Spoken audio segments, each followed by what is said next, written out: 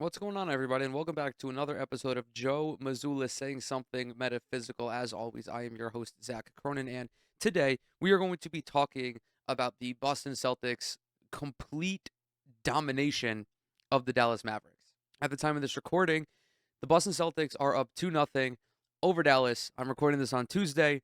Game 3 is going to be on Wednesday, and my confidence in this Dallas Mavericks team has waned considerably in the week that has passed since I published this video talking about how I believe Boston is going to win, but I do believe there is a path on which Dallas can travel to capture another championship. However, Dallas just stinks right now. They are completely overmatched in every regard. I don't want to come off as somebody who is surprised that Boston is playing this well because this is pretty much the same Celtics team we've been seeing for the entire basketball season. But I'm more concerned with how Dallas has failed to show up. And I mean Dallas outside of Luka Doncic. Right now, the Celtics are plus about 13, close, we'll round up, we'll say the Celtics are about 14 points per 100 possessions better and have a margin of victory of about 13, give or take, 106 to 93 and a half. That is including the close game that was game 2. I think that there are systemic issues with how Dallas and Boston matches up.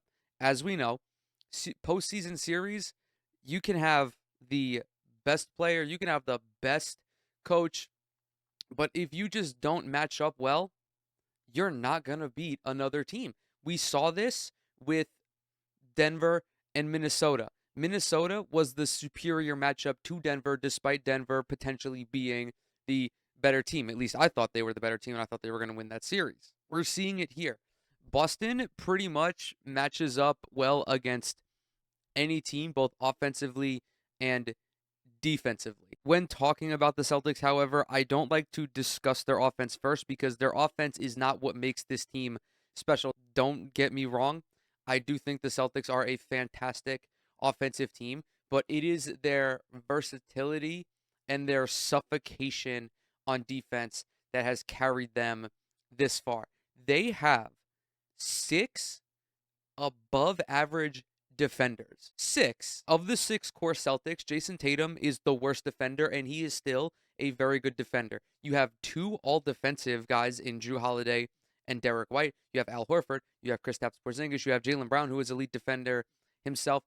There is so many looks that Boston can throw at Dallas, but their primary way of defending Luka Doncic is one-on-one, and they will switch screens pretty regularly depending on who is screening. If they're screening Derek White or if they're screening a wing or a guard, they're pretty much going to switch that 100% of the time. They do switch with the bigs as well, but I would expect that to change going forward after we watch a little bit of game 2. You've probably heard it ad nauseum, but Boston does not blitz very frequently. I think it's like 1% of possessions they send to the ball. When you have a offense like Dallas that is so centric around one player as it is Luka Doncic, when you blitz and you send 2, you are opening up an array of options. You have the short roll, you have the short pass to the big at the free throw line, you potentially have the skip to the opposite corner, you can have a lob threat as well depending on how the defense is set up, depending on how the offense is set up. If you defend Luka one-on-one, he's gonna fucking beat the shit out of you, which he did in game 2. He had 32, 11, and 11. However, it limits the involvement of the rest of the team. Obviously, game 2, Boston did not really do a great job of limiting the role players like PJ Washington and Daniel Gafford, as Luka did finish with 11 assists. But the foundation is there.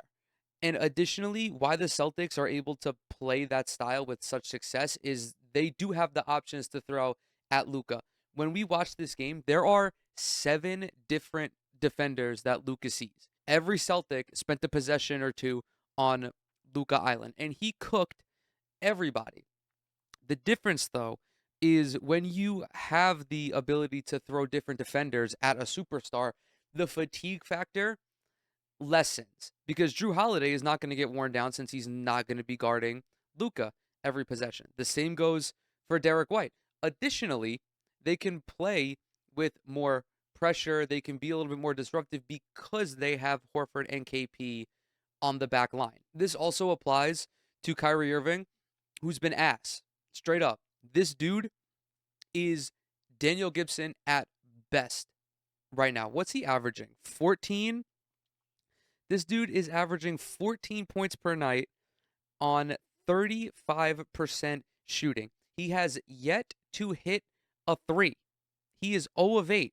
The second leading scorer for this team is PJ Washington.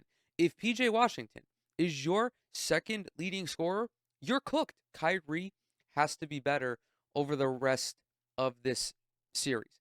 If he were just a few points better in game 2, Dallas could have stolen that game. They wasted a Herculean effort by Luka Doncic. It's just really jarring not to see Kyrie create space, create separation like how he's used to. And again, I think it is a testament to the defensive effort and just the defensive skill that Boston has. They can afford to play one-on-one because they have two big guards who can stay with Kyrie Irving. There is also a little bit of blame to be placed on Dallas, their scheme, and their coaching staff. This iteration of the Dallas Mavericks is something that we're used to seeing. We've pretty much seen this same style of offense with any franchise that has had a super ball dominant player. Think of James Harden, think of LeBron James, where you basically allow your generational talent to dictate the entirety of the game. I don't think that is inherently a losing strategy, but you do need the requisite pieces around them to win. What you also need is some sort of backup plan. Dallas's offense, outside of the preposterous shot making of Luka and Kyrie, if he does ever find his way back into this series, is unremarkable. They don't really do anything. There is minimal ball movement. There is minimal player movement. They don't really run sets to try to manufacture points. I think among playoff teams, they have like the third or second to fewest passes made per game. The issue with this is Boston is good enough and also willingly allowing Dallas to play one-on-one. And they can do that not only defensively, as I continue to mention, but also because they can put points on the board themselves. When you're not running sets, when you're not running floppy actions, when you're not running horns, when guys are just standing in their spots, the defense isn't rotating. And when the defense doesn't rotate, there is no lapse. There are no spaces for the Mavericks to fill. When we watch the tape of Luka in this game, you'll notice that when the Mavericks players are moving around, things open up. You get a backdoor cut by PJ Washington. You get an off-ball three by Luka. These are things that Dallas needs to continue to incorporate if they want to continue, if they want to have any shot at winning this series. I'm not saying you do this for the entirety of the game, but maybe allow Luka to be a decoy for a couple possessions in a row when him and Kyrie are on the court together. Do this obviously when Luka is on the bench. They have no shot makers outside of him right now. I'm not going to give Kyrie Irving the benefit of the doubt. He's been asked the last couple times he's played the Celtics. There needs to be a little bit of sophistication involved in this offense. The only issue, I think, is that they're not going to be able to do that because Jason Kidd is not a good head coach, and he has been bailed out by Luka and Kyrie the entirety of this season. He also, strangely enough, got bailed out by the front office because they went and acquired PJ Washington and Daniel Gafford. Like, Jason Kidd, this is a Sisyphus battle for him against Joe Mazzulla. Joe Mazzulla is going to outcoach him every day of the week and twice on Sunday. There are, of course, additional things that sunk the Mavericks in game 2, pardon me. One game in every series, it feels like they just cannot hit half their free throws. It seems like they shoot 48% at least once against every opponent they've made Luka in this series is 6 of 13 from the free throw line. He is only marginally better at the free throw line than he is at the 3-point line. That is a fucking wacky statistic. Dallas has seemed rather undisciplined on defense, although I will say I am not thrilled with how this series has been officiated so far. I think that the flow of the game has just been impacted too much, but there are a couple ticky-tack fouls that Dallas has picked up when they really shouldn't. Additionally, one thing I'm really not fond of is these Maxi Kleba minutes. He's played 35 so far in these two games. I would expect that to change drastically unless Lively and Gafford get into foul trouble. We saw this in game one. Maxi Kleba was getting minutes early in the second quarter. He got a bunch of minutes later on when Derek Lively got into foul trouble, but he hasn't done anything for them thus far. He's effectively allowing Dallas to play 4-on-5 because he hasn't been shooting well. He's not big enough to guard Porzingis or Al Horford. It's a net nothing. I would rather see Dante Exum get these minutes than Maxi Kleba because at least Exum brings something of a change of pace. He's a big guard who can slash. He can shoot as well. He's been shooting very well this year, although not in the postseason. I think he was like 3 or 14 heading into game two. But regardless, it's really just the Mavericks as a whole that are the reason they're looking this poorly. As I said at the top, they are just completely outmatched by this Boston team who is effectively doing whatever they want. Porzingis had a fantastic game one. Drew Holiday was the reason they won game two. That is another thing that it doesn't get. I don't want to say it gets overshadowed, but I think it needs to be talked about with the Celtics team. Is that the reason why they are so dominant? Is because they have multiple guys who can have big performances when Jason Tatum does not have a good shooting night, which he did not have in game two. He shot 6 of 22, did have 12 assists. So I'm not going to say he had a bad game because he really didn't. He just had a bad offensive game or a bad shooting game. But there's just no way for Dallas to defend this team. If we're talking about the best team from the West that would have matched up against Boston, it would have been Minnesota because Minnesota has all of the players on the wing to match up with Jason Tatum and Jaylen Brown. They have size at the guard position. They have multiple bigs that they can rotate, but unfortunately, they got clapped by fucking Luka Doncic. I'm really just beyond impressed with what Boston has done so far. There really isn't any critique of them. They've been spectacular. They're just, dude. They're just so fucking. The roster construction on this team is it's remarkable. However, as we will see in the footage, I would not expect them. Well, I don't want to say because they're probably still going to do this. If I'm Joe Mazzulla, I am not conceding the switches with Al Horford in game three and for the rest of the series. I'm probably also not conceding the switches with Kristaps Porzingis. I would rather let Drew Holiday and Derek White fight over because when they were defending the pick and roll with Al Horford, it was not working. That was some of the best offensive possessions that Dallas had late in the game. But overall, it's been a very impressive performance by this Boston Celtics team.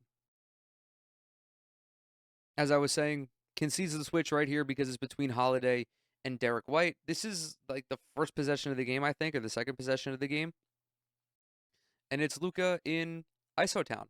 Great move, great shot over Derek White. This is what Boston lived with for the entire game. Again, one-on-one, and the Mavs got out to this early lead for two reasons, one of which was Luka's aggression, and then also the fact that Boston missed like 15 of their first 16 threes. That was also another reason why Dallas was able to remain in this game is that Boston's shooting in game two was the opposite of game one. It was so bad, in fact, that Boston is shooting 32% over these two games. Yep, switch between Tatum and Brown. Boston will live with this for the entire series. Another switch.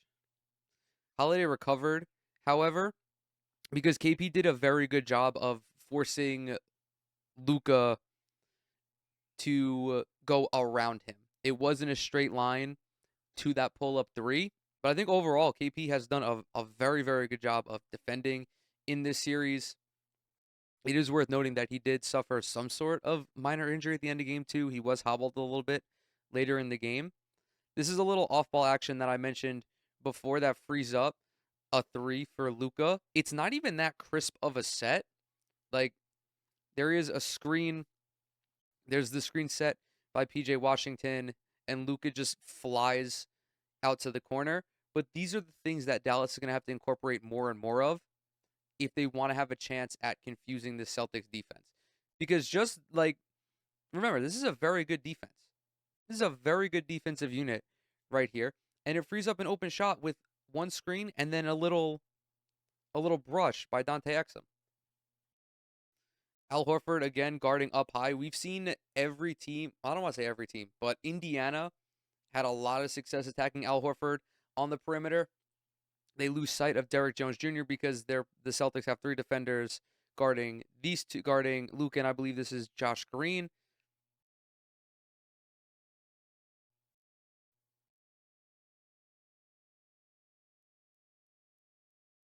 And again, we have yet to see the Celtics send a hard double. Porzingis is playing in relative drop coverage.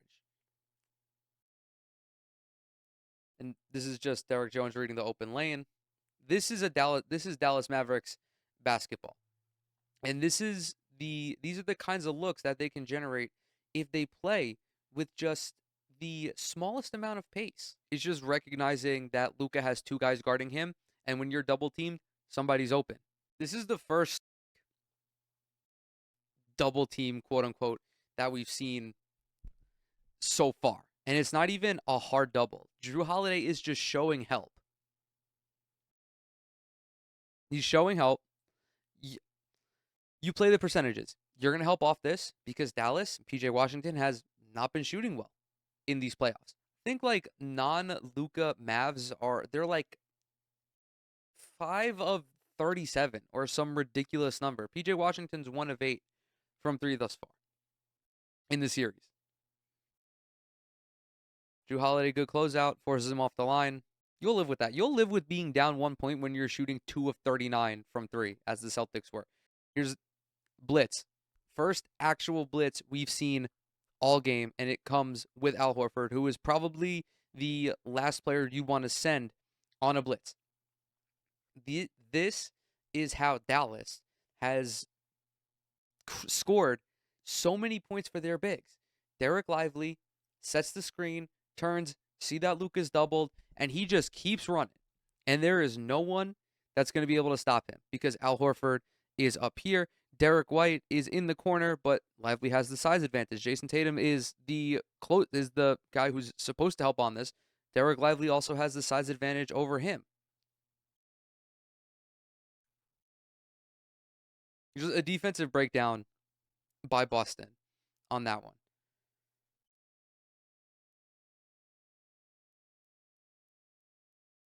And you'll see on the very next play, it is a much more difficult shot because Porzingis is just at this stage a better defender than Al Horford when he's pulled away from the basket. There's nothing wrong with that. They're just two guys who have two different purposes. And also, it helps that Jaylen Brown is doing a great job of denying Luka's entry into the paint. The spacing is also not that great. Derek White is helping way off of PJ Washington. There's nowhere for Luka to go here, so he has to pull it out. And this is another hard shot. This is another hard shot that you will dare the non-Luka Mavericks to make. Here we have, look, another little action. So we have Luka playing off the ball. Luka sets a screen on Kyrie. Comes off the Gafford screen. He can go one of two ways here. He can take a one dribble floater, or he can step back out from 3. He winds up taking the 3 at this point. And this is just a little benefit of running with Dante Exum over somebody like Maxi Kleba. This is another blitz, one of the few blitzes that we saw, and Luka takes advantage of it. Kind of just skips this Hail Mary out. But, I mean, Porzingis is moving his feet. He's has his arms up high. He's staying extended. He forces Doncic to the baseline, utilizes the baseline as an extra defender, and forces this really difficult pass, which actually bounces perfectly into Exum's shooting pocket. Al Horford, again, this is a late double screen by PJ Washington. We have Al Horford pulled away from the basket. Nobody on the backside. Derrick Jones, just keep running. He's a step ahead of Jaylen Brown here.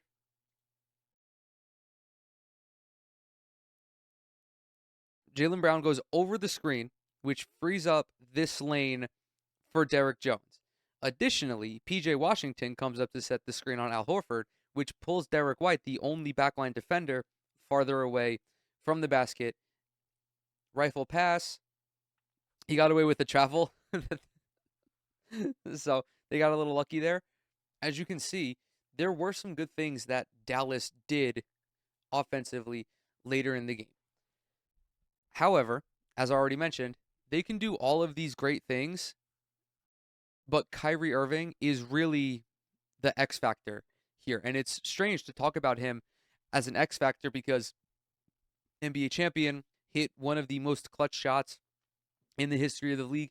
And despite all that, he's been effectively a nothing burger for Dallas. I mentioned that he's a little bit better than Daniel Gibson in the 2007 NBA Finals. Daniel Gibson averaged at 10.5 points per game. The Dallas Mavericks are in the NBA Finals on merit. They beat the top seed in the Western Conference. They beat the third seed in the Western Conference. Unfortunately, they just have to get their shit together. It really is that simple. And with that, I'm going to go ahead and close this video out. Thank you guys so very much for coming to hang out with me today. As always, everything I'm associated with is down in the description box below. Twitter, Instagram, TikTok. Subscribe to the channel. Leave a like on this video if you enjoyed it. Drop a comment as well. It really helps out with the algorithm. If you do any of those three things, you will become my new favorite person. And with that, I will catch y'all in the next one.